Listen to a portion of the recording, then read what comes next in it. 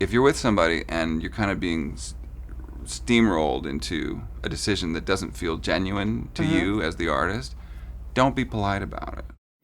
Hi, welcome to Door to Door with your host, me, Judy Stakee.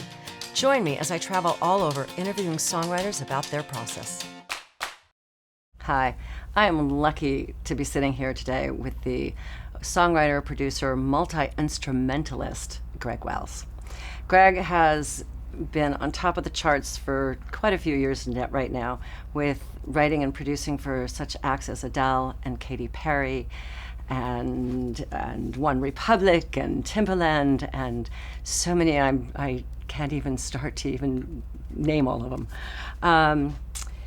What's interesting to me is that I was reading some things about you, and you were dubbed the Swiss Army knife at one point by, I think, Stuart Copeland, because you could do so much. Is that nickname stuck with you?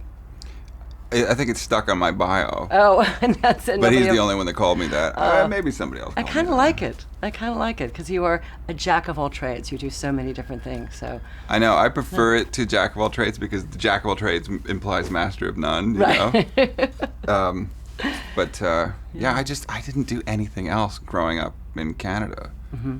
I didn't play sports. I had a bad hip, so I was just like obsessed with music, and and never realized that there was a career in music either. So I was just, it just felt safe to. It was like daydreaming. When did you feel it was?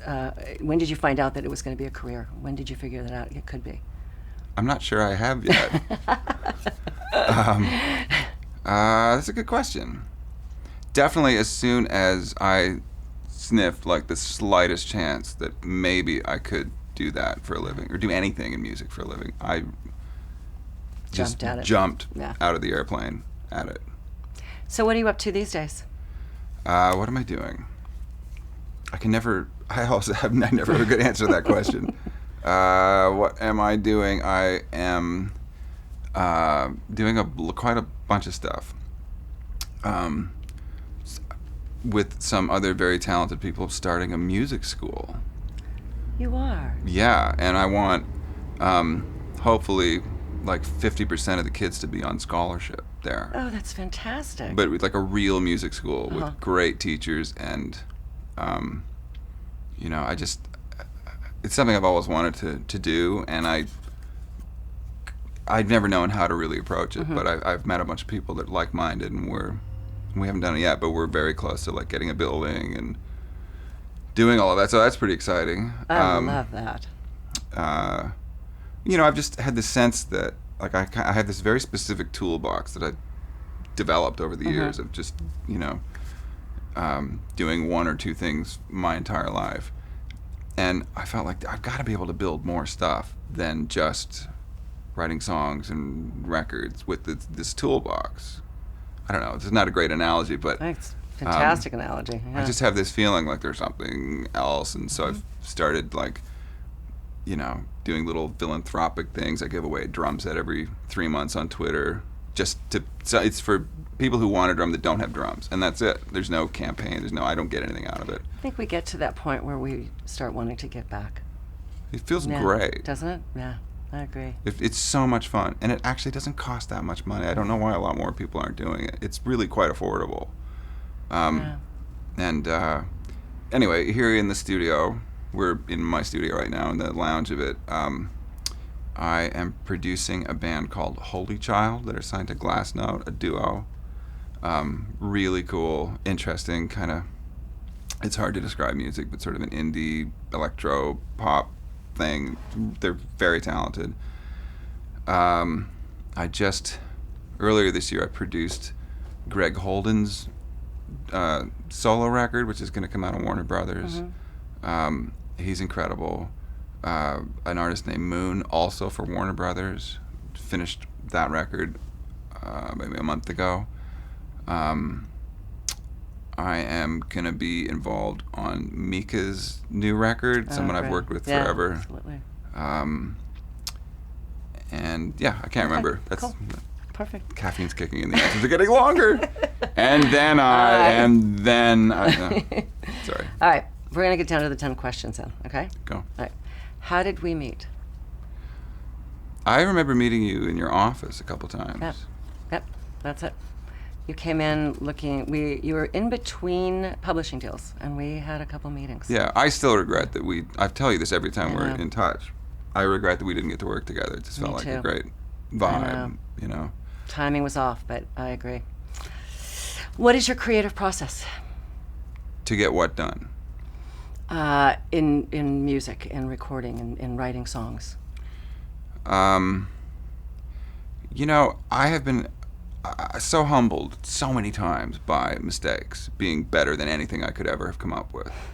So, you know, that's literally happened into the double digits for me, where I've just made the most colossal, embarrassing, like I want to dive into a hole and never come out mistakes. And somebody in the room would point it out and go, that was kind of interesting, or that's amazing, or what was that? Can you play that again? And I'm all like, I go hyper Canadian, like I'm sorry, I didn't mean to play that. It doesn't matter, just play it again. And then once I have like an ounce of objectivity, I can hear it kind of how they heard it, and they're always right. If they pull a mistake out of the trash can, it's like, oh. So once that happens a lot, like, you know, I have a lot of musical skills, that I have classical piano, drums, I studied pipe organ, I have all these things. I could choose to be an arrogant jerk, you know, and I'm sure sometimes that just naturally happens. But once I realized that when I am removed from the equation, the music gets better, you know. Right. It's hard to, that's my creative process. Get out of your own way. Get out of the way of everything. Anything good, you know, once the good stuff shows up. So when I'm songwriting, I now just wait until I hear something in my head. It's kind of like someone going, "Hey, you idiot, try this." and I don't carve away at an instrument. I don't do anything until I hear something in my head. If you could have one superpower, any superpower, what would it be and why? Wow. If I could only have that power to grant them. Yeah. Well, that's such an interesting question. I'm actually not sure I would want one. That's interesting. But I got to come up with one because you asked. So, superpower. Okay, here we go. Ready for the most virtuous answer? I'm ready. To get rid of ignorance. That would be my superpower. Okay. Seriously. I'll have It's a like wand. just like one snap. And Oh, a snap. Okay. ending all ignorance. Was there an event in your career that turned out to be a blessing in disguise? So many times, especially early on in my time here in LA, an opportunity would arise that I found very compelling and exciting at the time. And it looked like maybe I had a shot at being involved with it. And then that got taken away from me, and I was just like, what? How can that? Every time. It's like, you know, I'm not sure if I believe in guardian anything, but it was like someone said, I know you think you want it, but trust me. There's something You know, else. a couple years later it would all make sense, and it was like, thank God I didn't get involved with that thing. So many times. And so now I just sort of, it doesn't freak me out when things don't work out. It always feels like somehow it's going to work out. I don't know if I believe in fate or anything, but in hindsight, that's happened so many times. What is your least favorite word to use in a song?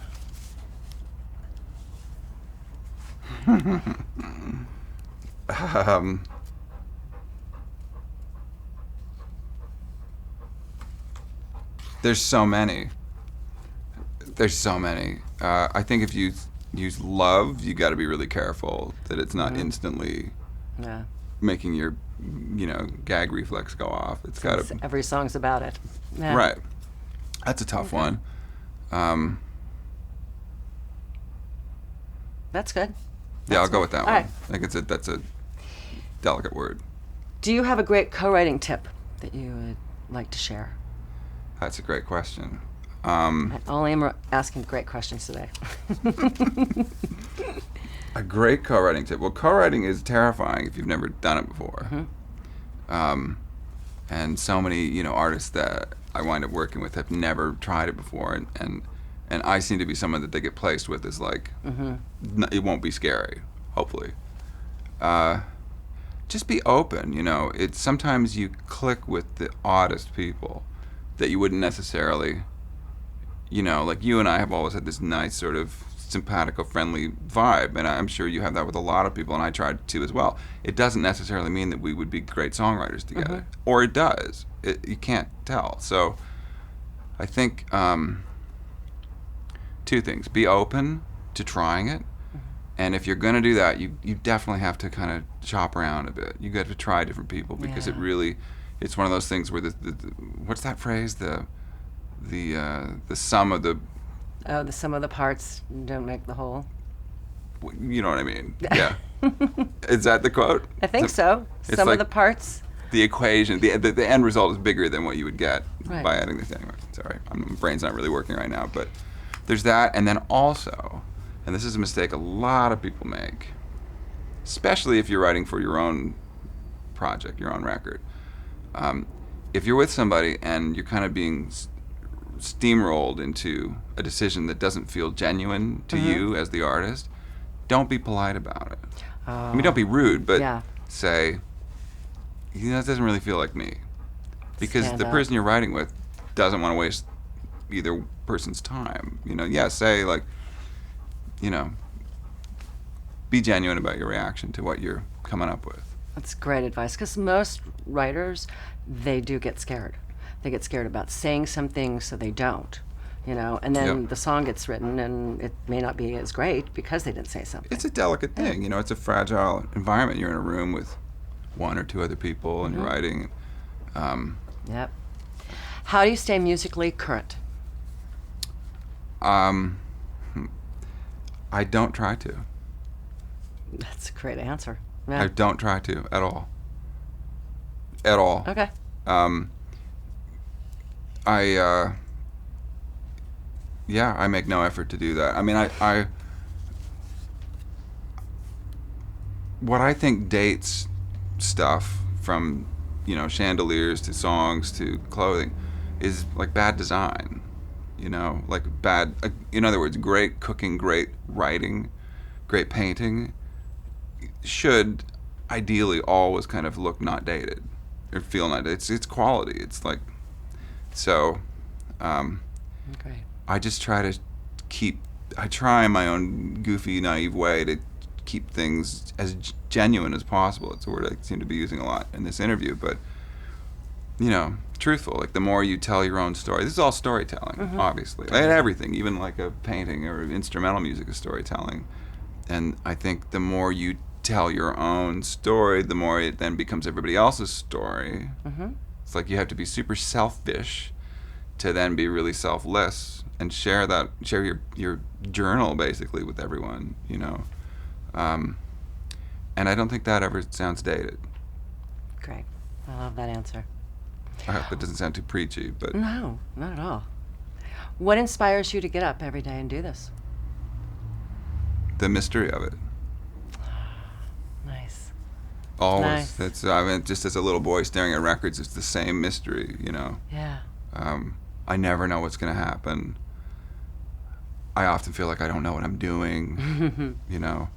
And there's nothing like, you know, in a great songwriting session where you wind up with something that's just like, that didn't exist this morning. Yeah. And you feel, you know, on a good day, you feel enriched by it. And then the thrill of sharing that with other people and playing it for that first person who hasn't heard it yet, Right. you know. It's interesting. And there's an author, Tom Robbins, who, in one of his books, did you ever read Tom Robbins? Yeah. Great guy. And he said, the question is not how to keep love alive. The question is, how do you keep the mystery of it all? You know? Love that. Yeah.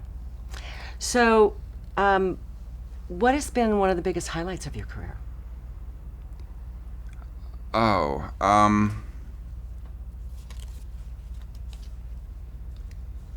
you know, honestly, I can't believe I get to do this for a living at all, you know. So the entire thing is like, it feels like a highlight to me. It just, Like I just pinch me. remembered, Yeah. yeah, it's totally pinched me. I just remember kind of like, you know, I had a feeling as a young boy in Peterborough, Ontario, Canada, you know, in the back of the car, like wearing a toque, as we call it, like a full face because it's so freezing outside, like kind of, you know, shuttling around and driving. I always had this feeling that this is not where I'm supposed to be.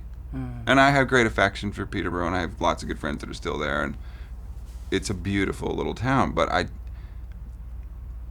I never knew what that meant. That feeling of like, I can feel there's a whole other thing out there. You know, at 8 years old, 10 years old, maybe even younger. It's good you follow that. I'm just so thankful that a place like LA exists, you know? We're here in my studio. This is a 2,000 square foot studio. I can afford to rent a place like this here. I could not afford to rent that in Toronto or New York or probably lots of cities. LA is an affordable, it's one of the world's biggest cities, but it's expensive, but it's not expensive like London or New York or Paris or Tokyo. Well, it's affordable enough for you to have your career here. Yeah. And the work comes from here as well. It's like being in tech and, you know, living in Silicon Valley. It's the same thing. Or like being in cars and being in Detroit. We're in the company town of music. And it took me a long time to get used to LA because it's so different from where I'm from, or even Toronto. Huge highlights were definitely watching Mika's first single sit at #1 for 7 weeks in a row. When that came out, no one had even heard of him. I didn't know that was going to happen. I just knew that if he wanted me involved in making his record, and I felt that way, but pretty much everyone I worked with, like, if I love the music and you want me to help, I'm in. And I knew we'd made a really interesting record. I did not know it was going to, and then the album sat at #1 for 2 months on the European album charts. It was crazy. Yeah, those are things you can't count on. You don't even expect them, And it's a record I was told to quit after 2 songs. Really? So that was interesting too. Yeah, the people that managed me at the time, they're like, just he's too weird. Do 2 songs and get out. And I was like, glad you didn't listen to them. Yeah. Yeah. I think maybe they are too. So, any advice you would like to impart on up-and-coming songwriters out there? Just keep trying. It's all anybody does. Even someone as enormously successful as Diane Warren or my friend Kathy Dennis. Oh, Diane's a friend as well, but we're all just doing the same thing. We're all just trying to make stuff that doesn't suck. That's it. And it's hard to do that. And I quite often wind up making stuff that isn't amazing, at all. But you just have to keep trying. This isn't for people that are weak of stomach or weak of heart. It's really, it's a crazy thing. Yet to be good at it, I think you have to be sensitive and you have to be vulnerable. And but being vulnerable is not weak. I think it's strong to be vulnerable and let that stuff in and feel it. And I agree. And if you believe in whatever you're doing, that's the most important thing. And if you believe you can't do it, you're right. The story you tell yourself. Yeah, totally. Absolutely. Thank you very much. Thank you. So appreciate this. This was fun. Yeah. If you liked the video you just saw, please give me a thumbs up right down below. And please subscribe to my channel. Good idea. Also, if you have any other questions you'd like to ask or other people you'd like for me to interview, please leave your comments below too.